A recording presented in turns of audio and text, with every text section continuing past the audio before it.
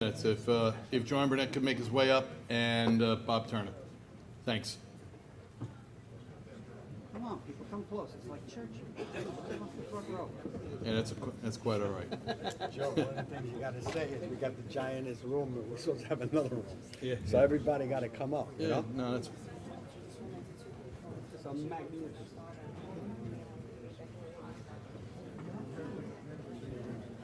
all right. We got John. We got Bob. No, John Knox is that handsome devil over there. Can't stop walking. Right there. I'm Bill Pratt. President of the 5 Mile.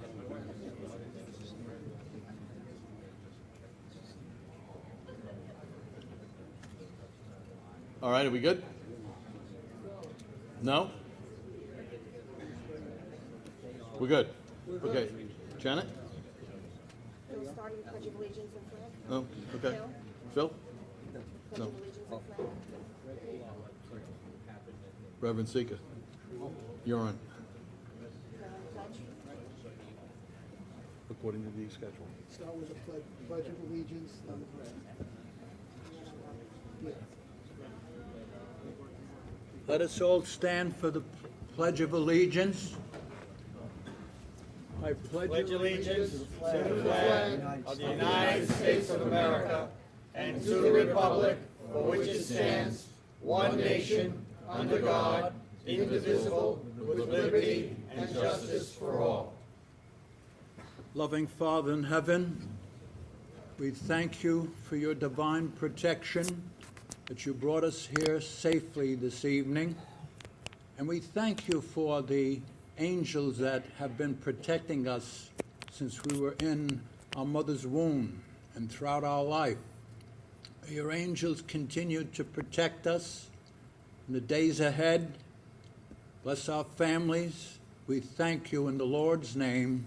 Amen. Amen.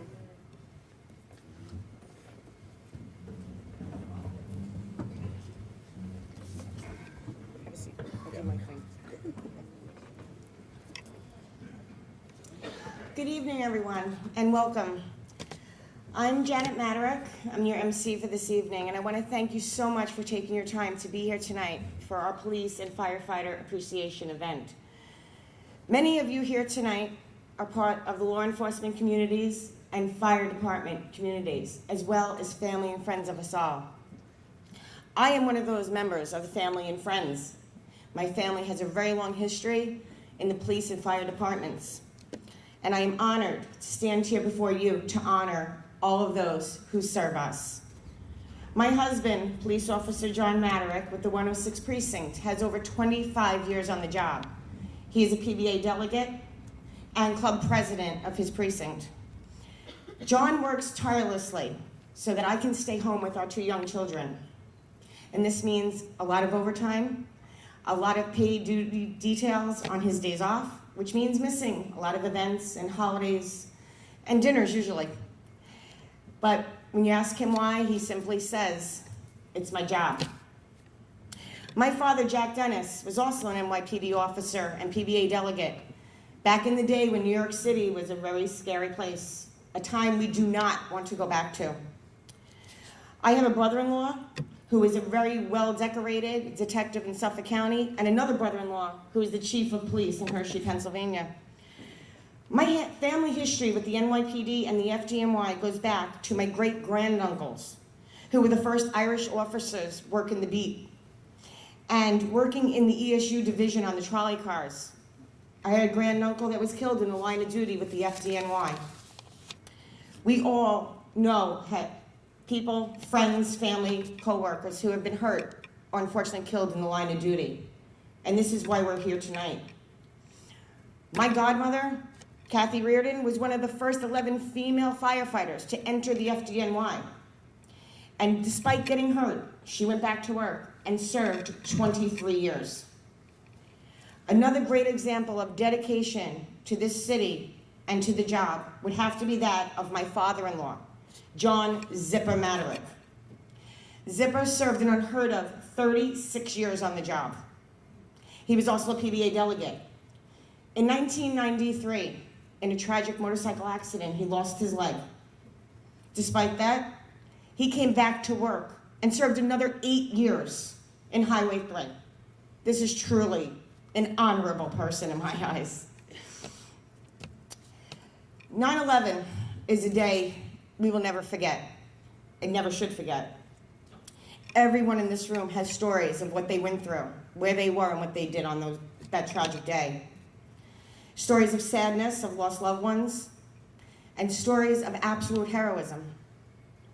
My brother, Michael Dennis, former of the FDNY, is a 9/11 survivor. He was there the day the towers fell. But those 10 hours that went on that afternoon, when my family did not hear from him, by far was the most frightening event my family has ever experienced. But we were lucky. My brother came home, but only to come home to realizing that we had lost a cousin and 4 dear friends, absolute heroes of the FDNY. I'm sharing these stories with you because I understand the sacrifices that the men and women in uniform make each and every single day. They put their uniforms on and go to work, not knowing if they will ever see their loved ones again.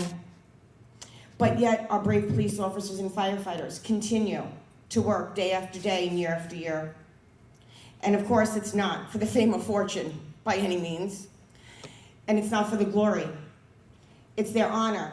It's their bravery and dedication to their jobs that keeps them going, that keeps our families going, that keeps New York City going. And this is why I'm here tonight. I would not be standing here if I did not believe in Joe Kincannon and his campaign and what it will be for our New York City. Joe is running for city council, not as your typical politician.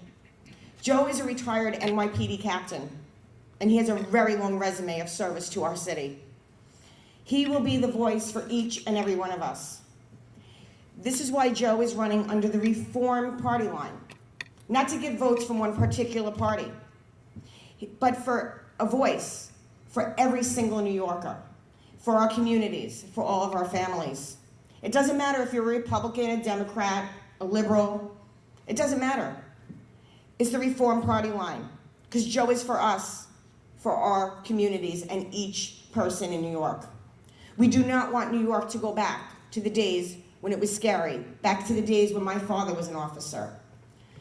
Joe is running for city council because Mark Weprin, councilman, sold us out. Joe is running in spite of what Mark Weprin did. He is running because Mark Weprin voted for and supports the Community Safety Act, which is better known as the Criminal Protection Act. He lied to us. We trusted him, but he sold us out. These acts that Weprin voted for will handcuff and blindfold the police from doing their jobs, the jobs they are trained to do and wired to do. It is like asking a firefighter not to run into a burning building. And it doesn't matter whether you live in New York City or even in Joe's district. This will have a trickle-down effect to all surrounding counties and communities. And it jeopardizes the safety of us all. I want to give you a simple example of Joe Kincannon's character. Last winter, I ran a toy drive after Superstorm Sandy for the children of the communities that were affected. I reached out to the local politicians and public figures in my area, including the Weprin family. The only one to come back, answer me, help me, and support me wholeheartedly was Joe. Mark Weprin, yes. Mark Weprin never even returned my phone calls, and I live in his district. But tonight is a great night. We have a lot of great people here. We have heroes here, and you'll be able to hear some of their stories. So let's keep New York strong. Let's keep New York safe and secure, and honor our finest, our bravest, and our boldest. Not just tonight, but every single day, going forward from now on. I thank you.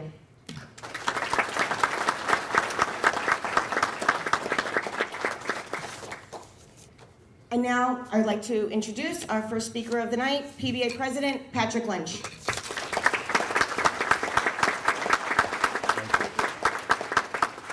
Thanks very much.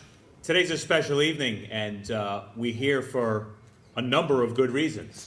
We're here, of course, to support and continue the endorsement of Joe Concannon for the future of a district here in Queens, but also that others can follow across the city, because when you have someone stand up and speak what we're thinking, the average working person on the street, the folks that get up each day and go off to work and rear their children here in the community, when someone stands up and speaks what we're thinking, it gives the courage to others in the city council and other places maybe to stand up and do the same, and we haven't seen that very often lately. When you hear them speaking about the police officers in this city, you wonder what police department they're talking about. You're wondering what neighborhood they lived in the 90s when the crack wars were going on. You wonder what papers they were reading, and how come they don't realize how much better the city is today? It's because of the police officers that did the work each and every day, and we need someone to stand up and speak on their behalf. So with a lot of work on our part, the support from folks like you, we can get that done.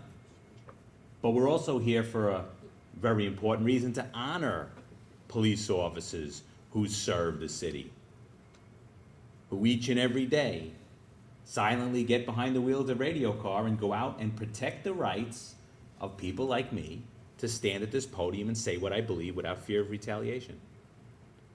They go out and protect our constitutional rights each and every day.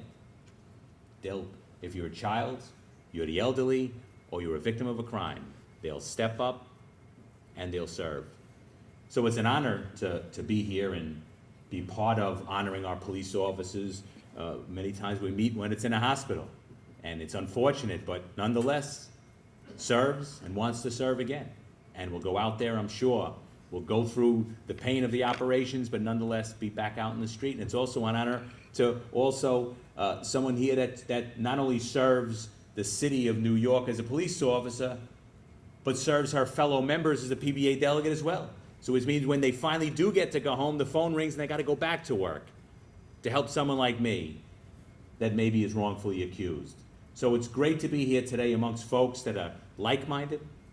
It's great to be here about folks that understand that New York City police officers are the reasons we can walk the streets safely, and they know that we should honor the police officers that serve anonymously each and every day. So congratulations to our honoree, congratulations for our future success, and thank you very much for taking the time to listen to me.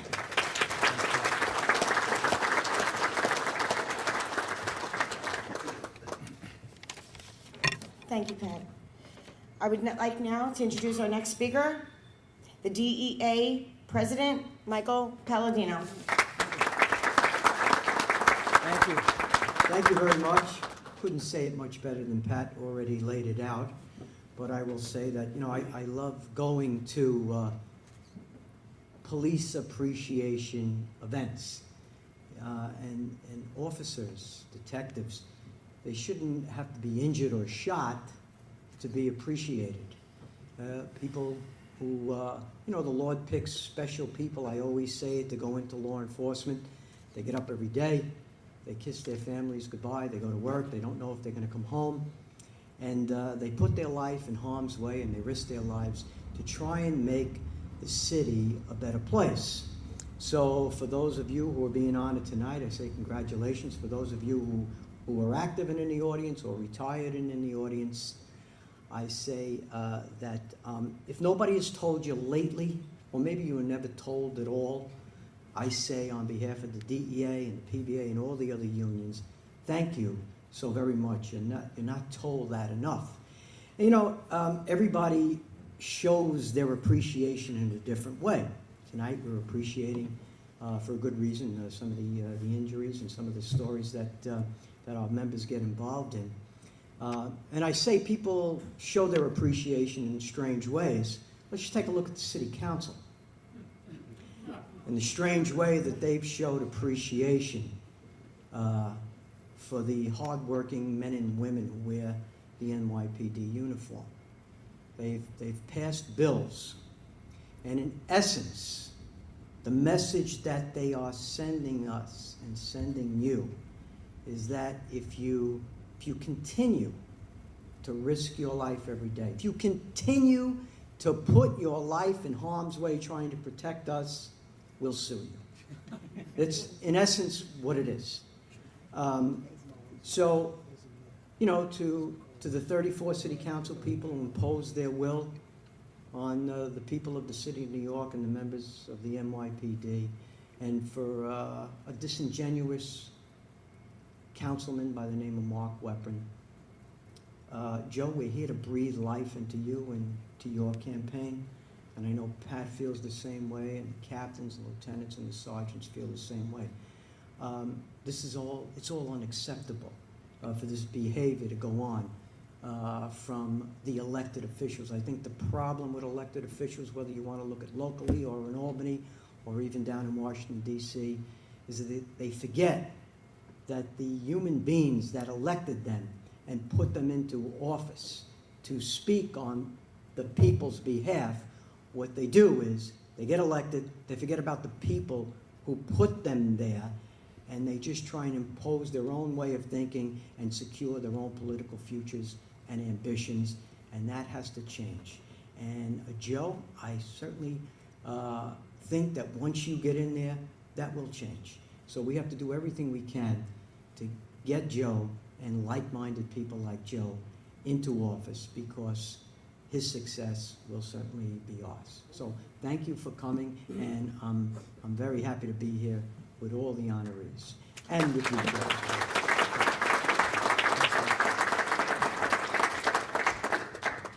Thank you. Now I'd like to introduce Fire Marshal BA President William Krigler.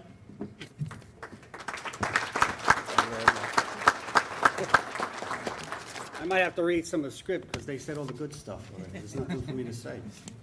No, but here's where it comes down to, ladies and gentlemen. You know what? You got to go out there to 23rd District, a very good neighborhood in this city, a good neighborhood. And you got to tell them that it's not only their right that they can vote, it's their responsibility to vote. It's to vote to keep their neighborhood safe and secure, to keep the high quality of life here. In doing that, there's only one person that's clear and defined on that one. That's Joe Concannon. That is a fact. We got to put him back on the beat. Yeah, put a captain back on the beat. That'd be a good one, right? Yeah. Like to fill out his memo book. Yeah, I remember that. I remember the captains when I was on the job. Yeah, thank you very much. But it is essential. His background, his qualifications, you know.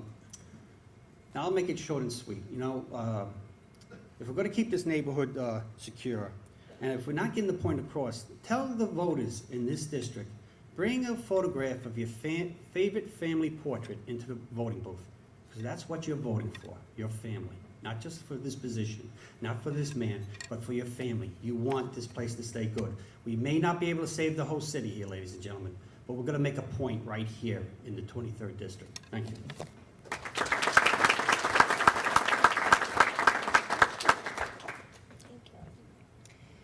And now everyone, please help me welcome John Burnett. I wanted you to stand up first. Running for New York City Comptroller. Thank you for being here. Appreciate it. Well, thanks for having me tonight. I'm a son of a preacher, so I'm a bit long-winded, so I'll try to keep it short. I'll keep it brief for as long as it takes.